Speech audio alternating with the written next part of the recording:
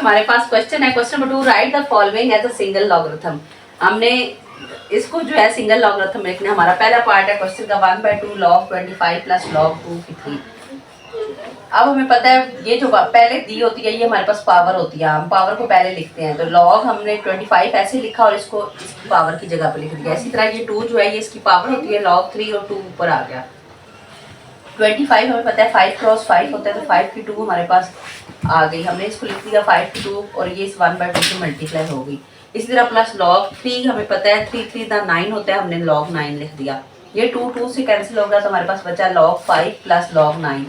अब हमें पता है लॉगरिथम के रूल में कि दो चीज़ें अगर प्लस हो रही हो तो वो आपस में मल्टीप्लाई हो रही है, तो लॉग में हमने इसको सिंगल लॉग में लिख के 5 क्रॉस 9 लिख दिया। अब 5 9 दा 45, तो log 45 हमारा इस क्वेश्चन का आंसर है। नेक्स्ट मैंने किया है question number 3 solve. Next question number 3 हमारे पास इसका थर्ड पार्ट जो है log 5 इंटू बी का स्क्वायर डॉट log a 5 की 3 हमारे पास है। हमने क्या करना है, ये जो ऊपर पावर दी होती है ये पहले आ जाती है, log 5 की बी हमारे पास रह गया, बीच में डॉट हमने वैसे ही लगाया।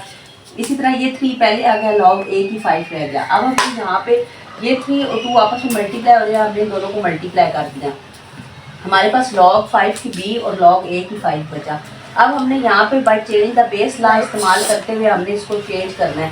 हमने क्या किया, log b हमने लिखा और इधर हमने log 5 लिखा। इसी तरह log 5 से हमने इसको नीचे डिवाइड भी कर दिया और log a से भी डिवाइड कर दिया। ये हमने लॉगरिथम का लॉ इस्तेमाल करते हुए इसको किया, चेंज द बेस लॉ। तो 3 2 द 6 हमारे पास हो गया, log b हमारे पास आ गया ये 5 log 5 और ये log 5 आपस में ख़त्म हो गए, तो हमारे पास इधर बचा log a।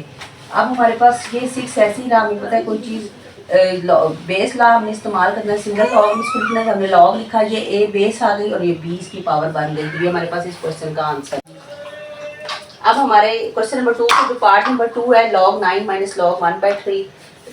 Part number 4 2 log 3 की x प्लस log 3 की y और log नंबर 5 और पार्ट नंबर 5 4 log की 5x माइनस log 5 की y प्लस log 6। पार्ट हमारे पास है natural log of a 2 natural log of a plus 3 natural log of b minus 4 natural log of c। ये सारे part उसी तरह से है, आपने सॉल्व करने। अगर कोई पार्ट सॉल्व ना हो तो आप कमेंट्स में बताइएगा, मैं आपके लिए सॉल्व कर दूँगी। आप इनकी प्रैक्टिस करें, सेम उसी तरह है तो इंशाल्लाह आपसे सॉल्व हो जाएगी।